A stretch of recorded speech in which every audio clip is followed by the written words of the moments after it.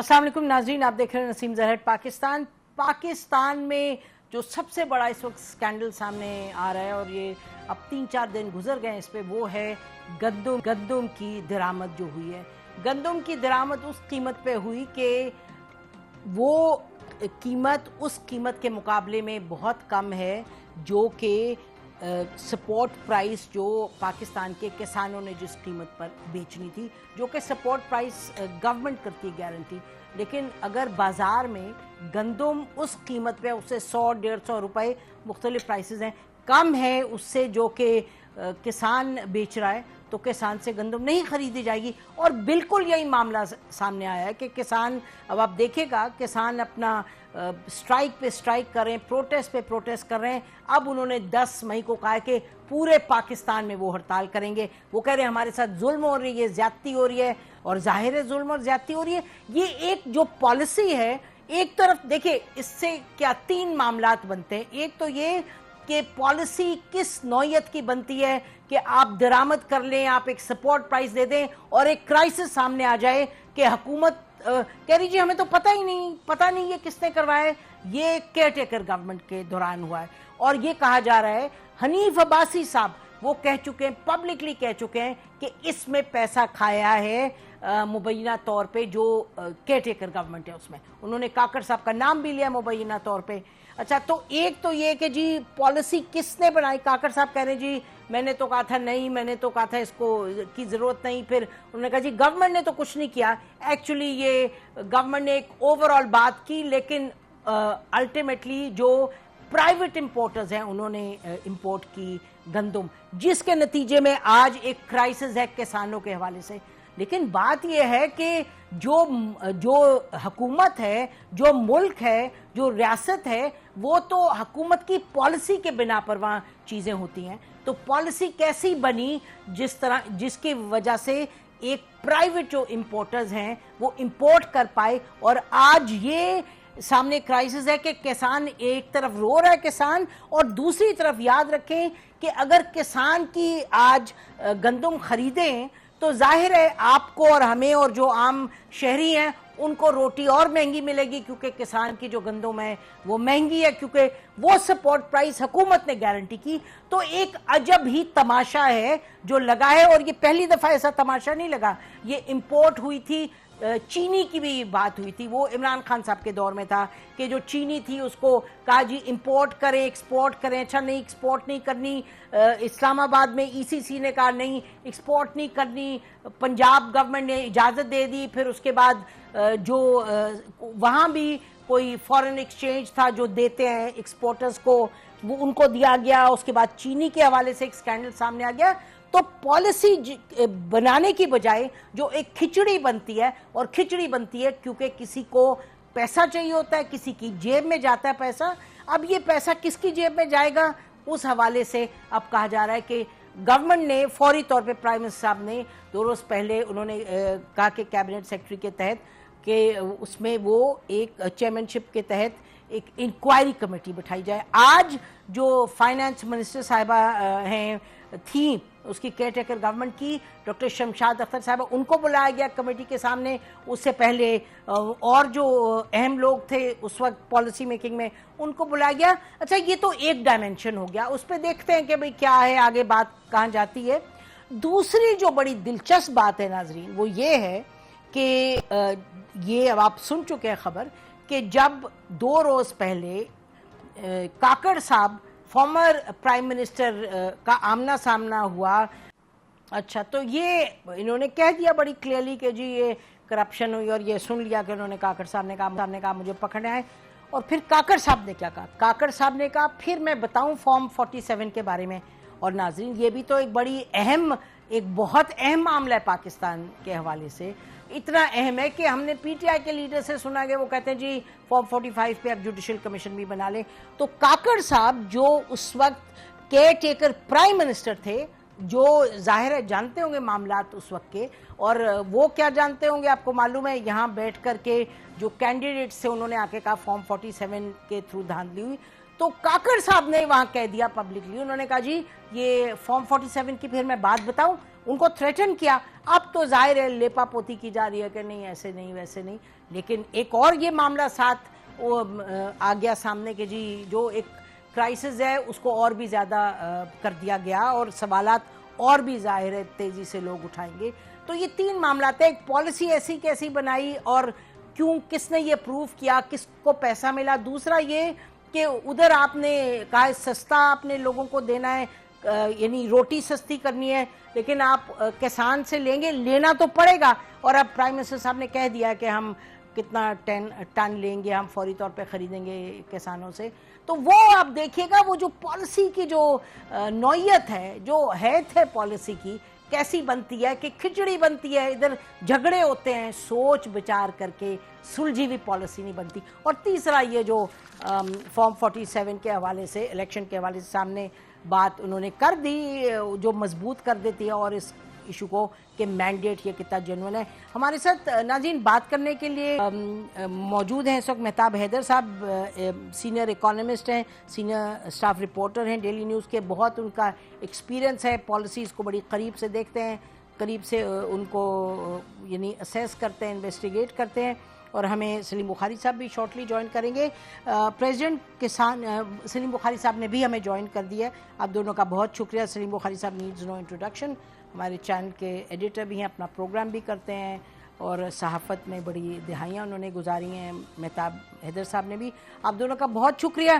तो मेहताब हैदर साहब ज़रा हमें बताइएगा कि एज वी स्पीक जो कमेटी बनाई है शहबाज शरीफ साहब ने, उसके हवाले से क्या हमारे पास सामने आया है? वो कह रहे हैं इनिशियल रिपोर्ट भी दे दी है। जी बिस्मिल्लाह रहमान रहीम। देखिए, बुनियादी तौर पे it's totally mismanaged and they have created a mess. इस हिसाब से आप देखें कि गंदम आपका फूड स्टेपल का बुनियादी अंसर है और आप उस पे इस तरह की आपने मिसमैनेजमेंट की है कि अब किसान की चीखें जो हैं वो आपको आसमान तक जाती हुई दिखाई दे रही हैं। बेसिकली हुआ ये कि इस साल की जब केयर टेकर गवर्नमेंट आई तो पीडीएम जाते जाते उनके सामने एक समरी आती है, वो डार साहब जो है उस पर इतराज़ात उठाते हैं और उस इतराज़ात के बाद उसको डेफर करके चले जाते हैं। उसके बाद जब केयर टेकर समरी में क्या था, ये नाज़रीन को बता दीजिएगा, समरी में क्या था? देखिए, समरी में बेसिकली यही था कि एक तो टोटल हमने कितनी इस साल गंदम जो है वो प्रोक्योर करनी है, मिनिमम सपोर्ट प्राइस कितनी है और कितनी गंदम इंपोर्ट करनी है। तो उसमें हमारे लिए बेसिकली डार साहब और उस टाइम ईसीसी ने उस पे चूंकि 3900 रुपया पे बात चल रही थी तो उस टाइम उन्होंने कहा कि ये प्राइस जो है वो ज्यादा है, इसको जरा दोबारा रिव्यू करके लाएं। इस दौरान हुकूमत खत्म हो गई। हुकूमत खत्म हुई तो दोबारा से जब केयर टेकर गवर्नमेंट आई तो 1 मिलियन टन की समरी जो है वो उनके सामने रखी गई। उस पे मैं समझता हूं कि आप ये देखें ना, कितनी अजीब सी बात है कि वो समरी जो है वो अप्रूव की गई। अच्छा, अब इसमें बड़ा इंपॉर्टेंट पॉइंट है, वो इंपॉर्टेंट पॉइंट ये है कि उस टाइम के जो केयर टेकर मिनिस्टर थे for food and agriculture, Kausar Malik साहब, अब्दुल्ला मलिक साहब, वो आज अपने आप को उससे डिस्टेंस कर रहे हैं और वो कह रहे हैं कि प्राइम मिनिस्टर जो केयर टेकर थे उनके हवाले से था कि उन्होंने जो उस टाइम के सेक्रेटरी थे उनको ये कहा कि आप ये समरी मूव करके लाएं और बेसिकली उस पे उन्होंने इतराज लगाया था। उसके ऊपर वो कहते हैं मैंने ये लिखा था कि ये इंपोर्ट करने की जरूरत नहीं है। सेक्रेटरी ने कहा था, सेक्रेटरी ने कहा था। ये मिनिस्टर जो कौसर अब्दुल्ला मलिक साहब थे केयर टेकर मिनिस्टर, उन्होंने कहा मैंने अपोज किया था। ठीक, ये अपोज किया था। ठीक। अच्छा, पीसीसी में समरी जाती है और वो समरी वहां पे शमशाद अख्तर साहिबा जो है वो फाइनेंस मिनिस्टर है और ईसीसी को चेयर कर रही हैं, उन्होंने उसकी अप्रूवल दे दी। ठीक। और मैं आपको बताऊं, अप्रूवल दी उनका फाइनेंस डिवीजन उस समरी के ऊपर ये कह रहा है कि हमें G2G इंपोर्ट करने की जरूरत नहीं है, ये प्राइवेट सेक्टर को कहे कि प्राइवेट सेक्टर इसको इंपोर्ट कर ले तो हमें कोई मसला नहीं है। अच्छा, ये समरी मूव अप्रूव होती है 1 मिलियन टन की। आज जो फिगर आ रहे हैं टोटल, वो टोटल ये है कि पूरे साल के दौरान कोई 3.5 मिलियन टन की जो है वो वीट जो है वो इंपोर्ट हो गई। हुआ ये कि 2.5 मिलियन टन उन्होंने अप्रूवल देते रहे और वो वहां पे आई। लेकिन ईद वाले दिन भी, ये जो लास्ट ईद गुजरी है, ईद वाले दिन भी कोई 6 वेसल्स जो है वो आए। क्योंकि वजह ये थी, उसमें आर्गुमेंट ये दिया गया कि देखें प्रॉब्लम ये है कि वो जहाज वहां से चल पड़े हैं, तो अब उनको जो है वो इजाजत देनी पड़ेगी। और वो कहने वाले ये कह रहे हैं कि 5 लाख टन से लेके 1 मिलियन टन तक जो है वो गंदम वहां से वो आ गई। अच्छा, अब ये गंदम आ गई, अब प्रॉब्लम दूसरी तरफ है। दूसरी तरफ ये है कि जो इंटरनेशनल मार्केट है उसमें कीमत कम है। ठीक। अब जिन लोगों ने बारीक काम करना था उन्होंने गंदम मंगवा ली, और मंगवाने के बाद मिडिल मैन के जरिए उन्होंने फ्लोर मिल्स को भी दे दी। अब प्रॉब्लम ये है कि पाकिस्तान में मैं नहीं कहता कि कीमत कम नहीं, कीमत कम हुई है। वीट की अगर कीमत देखें तो उस हिसाब से कम उन्होंने आगे पास ऑन किया है। ये जो मिडिल मैन है और फ्लोर मिल्स मालकान है, इन्होंने भी अपना हिस्सा पूरा उसके अंदर जो है वो उसमें बहती गंगा में हाथ धोए। तो इस सारे के नतीजे में कंज्यूमर एट लॉस है और फार्मर जो है वो बिल्कुल एट लॉस है। प्रॉब्लम ये है कि टोटल प्रोक्योरमेंट इस साल हमने पिछले साल की थी 7.8 मिलियन टन, इस साल हमने कम करके 4.4 मिलियन टन का टारगेट रखा हुआ है। प्रॉब्लम ये है कि पहले ही स्टोरेज की जो है वो कैपेसिटी जो है वो एग्जॉस्ट हो चुकी है। हुकूमत अगर खरीदेगी तो कहां से खरीदेगी। एक मैं आपको बताऊं, हम सर्कुलर डेट की बात करते हैं पावर सेक्टर में, इस कमोडिटीज के अंदर भी सर्कुलर डेट है जो कि तकरीबन 600-650 अरब रुपए से लेके 1 ट्रिलियन तक है, यानी 1000 अरब रुपए तक का सर्कुलर डेट है। और इसके अंदर आप ये भी देखें कि बात सिर्फ यहां तक खत्म नहीं हो रही। बात ये है कि इसमें वो कौन से इंपोर्टर्स थे, जो कि 5, 6 या 10 पार्टीज है जिन्होंने इंपोर्ट किया है, और उससे आगे उनका मिडिल मैन कौन था, और उससे आगे जो फ्लोर मिल्स मालकान ने वो चीजें खरीदी वो पूरी तरह से पास ऑन क्यों नहीं की। ये मैं आपको बताऊं, ये बहुत बड़ा स्कैंडल है।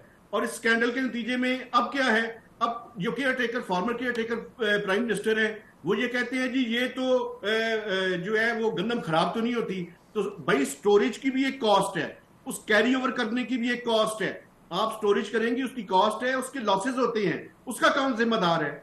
और दूसरी तरफ से हम IMF के प्रोग्राम में जाने वाले हैं, हुकूमत सब्सिडी भी नहीं दे सकती। तो एक ऐसी मेस के अंदर मैं समझता हूं सारे मामलात आ गए हैं कि जहां पे फार्मर आज 3,000 रुपए से कम पे बेचने के लिए तैयार बैठा है। 3900 रुपए स्पोर्ट प्राइस है, वो भी उसको नहीं मिल रही। हुकूमतें भी खरीदने के लिए तैयार नहीं है। वो कभी कहती है हम 1 मिलियन टन खरीदेंगे, कभी 1.6 की बात करती हैं, कल 1.8 की बात कर रही थी। लेकिन वो जो गंदम इतनी वाफर मिकदार में हुई है, 30 से 32 मिलियन टन का जो है वो इस साल बम्पर क्रॉप है। इसका लॉस क्या होगा? लॉस ये होगा कि अगले साल फार्मर गंदम नहीं उगाएगा और पाकिस्तान को दोबारा से फॉरेन एक्सचेंज रिजर्व्स इस्तेमाल करके गंदम मंगवानी पड़ेगी। और मैं आपको आखिरी बात बताऊं, आप ये देखें कि अपने फार्मर को तो पैसे देने के लिए तैयार नहीं है। हमने IMF से $3 बिलियन का कर्जा लिया। ये जो बाहर से गंदम हमने इंपोर्ट की है, ये मैं कंजर्वेटिव एस्टिमेट्स बता रहा हूं, 1.5 से 2 बिलियन डॉलर इसके ऊपर हमने लगा दिए। वो फॉरेन एक्सचेंज में चला गया। ठीक नहीं, बहुत अहम बातें आपने की हैं। आप जरा मतलब मैं चाहती हूँ बुखारी साहब को मैं कहूँ कि इस पर जरा कमेंट करें, लेकिन ये जो आखिरी चीज ये बताइए जो अभी रिपोर्ट के हवाले से कहा कि इनिशियल फाइंडिंग्स दी हैं प्राइम मिनिस्टर साहब को, तो क्या इनिशियल फाइंडिंग्स हैं? देखिए, बुनियादी तौर पे रिस्पांसिबिलिटी फिक्स करनी हुई है ना। रिस्पांसिबिलिटी तो इकोनॉमिक कोऑर्डिनेशन कमेटी की, ठीक, और उसके बाद कैबिनेट की, और कैबिनेट में प्राइम मिनिस्टर की जिम्मेदारी है कि आप उसके ऊपर उन पे रिस्पांसिबिलिटी फिक्स करें कि उन्होंने एक जरूरत नहीं थी तो क्यों मंगवाई उन्होंने। बिल्कुल ठीक है। अच्छा नाज़रीन, ब्रेक के बाद वापस आते हैं, फिर बात करेंगे। वेलकम बैक नाज़रीन, हम बात करें बुखारी साहब। देखिए, ये तो बिल्कुल क्या कहें, ये तो कहानी पाकिस्तान की लगती है। पॉलिसी मेकिंग क्या कहें इसको, ये पॉलिसी मेकिंग है या ये कुछ लोगों के लिए प्रॉफिट मेकिंग है? What a mess. बहुत शुक्रिया आपके नजीर। आपकी इक्वेशन तो आपको वो आटे और चीनी का जो बहरान पैदा हुआ था, जो जहांगीर तरीन एंड कंपनी के नाम पड़ा था, आपको बिल्कुल ये उससे भी बदतर स्कैंडल है, ये उससे बहुत ज्यादा बदतर स्कैंडल है। इसके दो एस्पेक्ट है, मेहताब हैदर ने तो इसकी खैर टेक्निकलिटीज बता दी हैं सारी, चूंकि एक्सपर्ट हैं। मैं इसका लेमैन व्यू और जो एक जर्नलिस्ट मैं महसूस कर रहा हूँ वो आपके साथ शेयर कर देता हूँ। दो चीजें हैं, एक बात तो ये कि ये बिल्कुल डेफिनेट था कि इस दफा बम्पर क्रॉप्स होंगी, ये इसके बारे में कोई इब्हाम नहीं था। और ये दुनिया का वाहिद मुल्क है पाकिस्तान जहां बम्पर क्रॉप्स एक्सपेक्टेड हों और आप उसमें इतनी बड़ी इंपोर्ट जो है गंदम की वो बाहर से करके और रख लें, और जो आपके किसान ने बोया हुआ है जो वो काट रहा है इस वक्त, वो पड़ा वहां बारिशों में और मौसम की तबाहकारियों की नजर हो रहा है। यानी ये पहली दफा शायद हुआ है पाकिस्तान में कि सपोर्ट प्राइस अनाउंस हो और किसान को वो ना मिल रही हो, कमाल। और वो रो रहा हो, सड़कों के ऊपर एहतजाज कर रहा हो।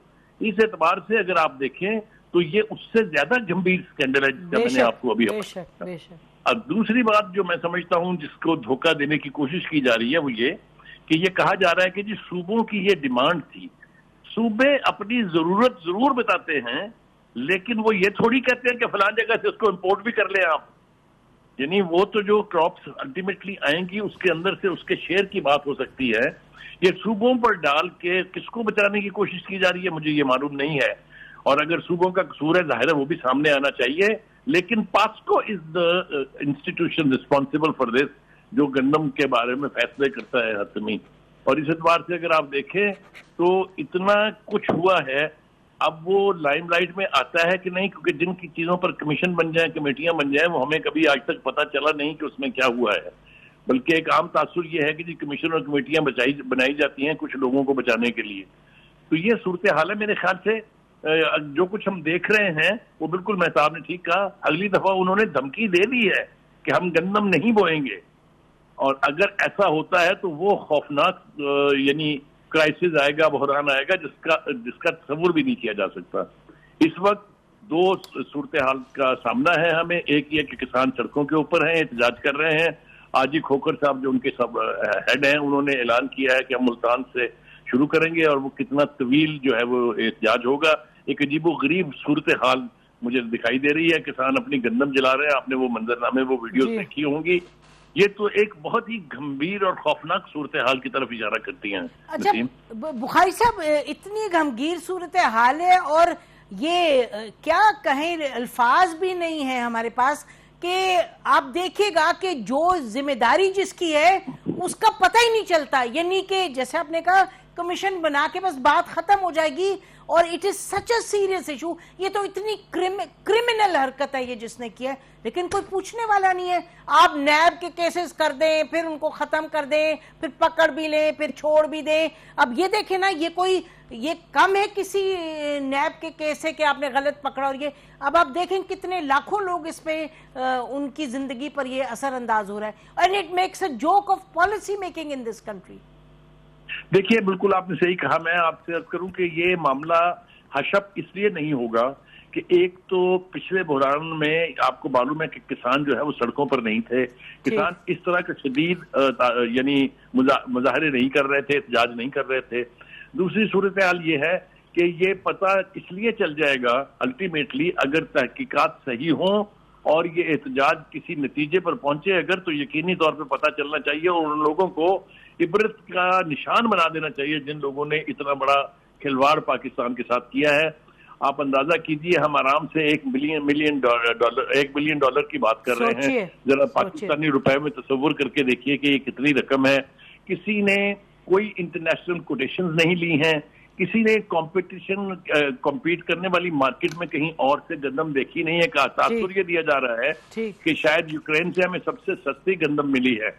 तो ये तो एक अपनी जगह है, किस किसने इसमें हाथ धोए हैं पता तो चलना चाहिए नसीम, वरना ये क्राइसिस और ज्यादा गंभीर हो जाएगा। मैं आपको बता रहा हूं कि तस्वुर कीजिए कि अगली दफा गंदम नहीं बोई है और किसान इतना दुखी है।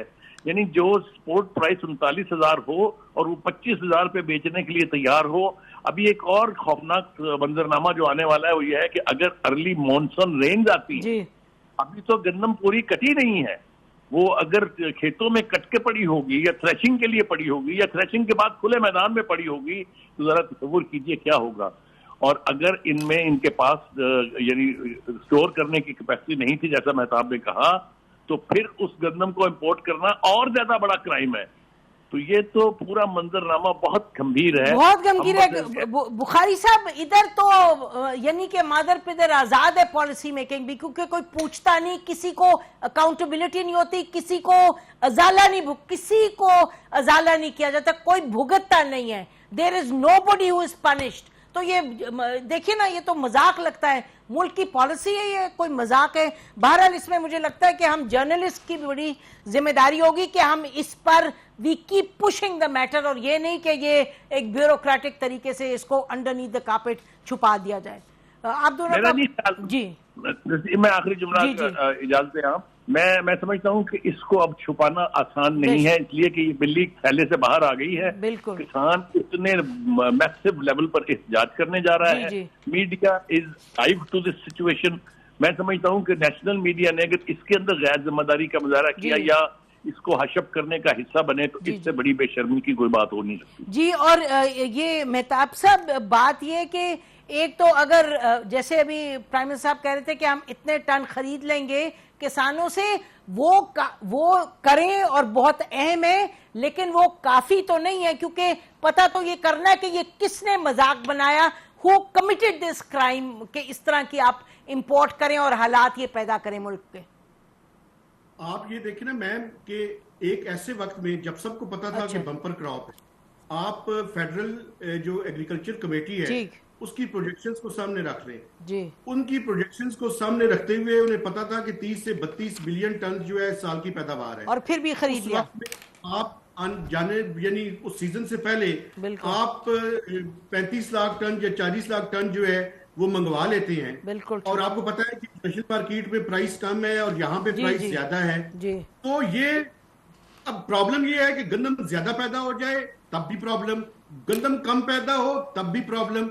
इसमें अल्टीमेटली जो लॉस है वो फार्मर का है जी। और हम अपने बिल्कुल डॉलर भर के किसान को दे रहे हैं। बिल्कुल। तो ये अगर सजा नहीं देंगे तो मैं समझता हूँ बिल्कुल बिल्कुल ऐसे ही है। मेहताब अब्बासी साहब और बुखारी साहब, आपका बहुत शुक्रिया। नाज़रीन, पॉलिसी मेक है वो मजाक तो नहीं हो सकता, एक सोबर चीज है, उसमें अकाउंटेबिलिटी होती है, उसमें अकल समझ होती है, उसमें इंटरेस्ट सबका देखा जाता है। लेकिन ये इतना बड़ा केस स्टडी है कि पाकिस्तान में किस तरह के तमाशे होते हैं। And if people get away with this तो फिर they have been getting away with this, इसमें जिम्मेदारी हम लोगों की बहुत होगी। ब्रेक लेते हैं नाज़रीन, ब्रेक के बाद वापस आते हैं, फिर बात करेंगे पीटीआई के हवाले से। हमारे साथ अली मोहम्मद खान साहब होंगे। Stay with us.